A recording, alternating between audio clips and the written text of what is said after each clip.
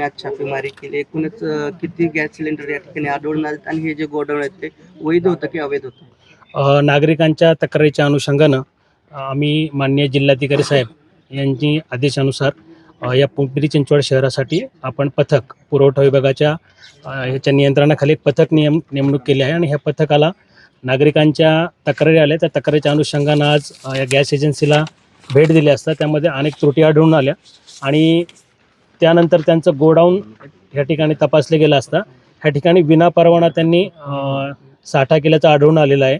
त्याच्यामध्ये काही 57 गॅसेसच्या टाक्या ज्या आहेत त्या भरलेल्या अवस्थेत आहेत, काही रिकाम्या अवस्थेत आहेत.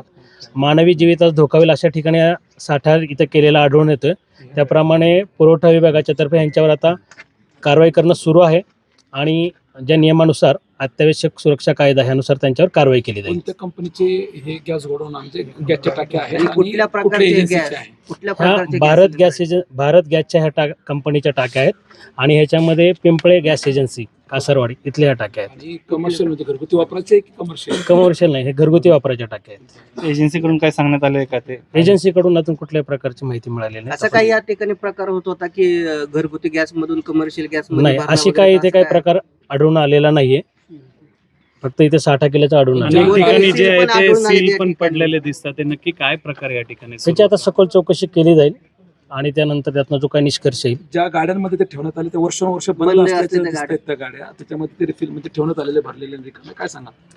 हां, हे चुकीचं आहे. हे ठिकाणी ज्या गाड्या आहेत त्या पूर्ण बंद बऱ्याच वर्षापासून बंद पडलेल्या अवस्थेत आहेत. म्हणजे हे साठा करण्यासाठी वापरलेला त्यांनी हे गोडाऊन आहे. तर ह्याची सगळं आताच कार्यवाही चालू आहे. सखोल चौकशी आणि त्याच्यात म्हणजे निष्कर्ष बाहेर निघेल. अनाधिकृत ह्या ठिकाणी साठा केलेला आहे. पुढची कारवाई काय असणार? ह्याच्यामध्ये अत्यावश्यक सुरक्षा कायद्यानुसार ह्याच्यावरती हे सगळा ताब्यात घेतला जाईल, ह्याला सील केलं जाईल आणि ह्याच्यावरती गुन्हा दाखल केला जाईल. नाव सांगा. नाव सांगा. विजयकुमार क्षीरसागर, परिमंडळ अधिकारी, पिंपरी चिंचवड.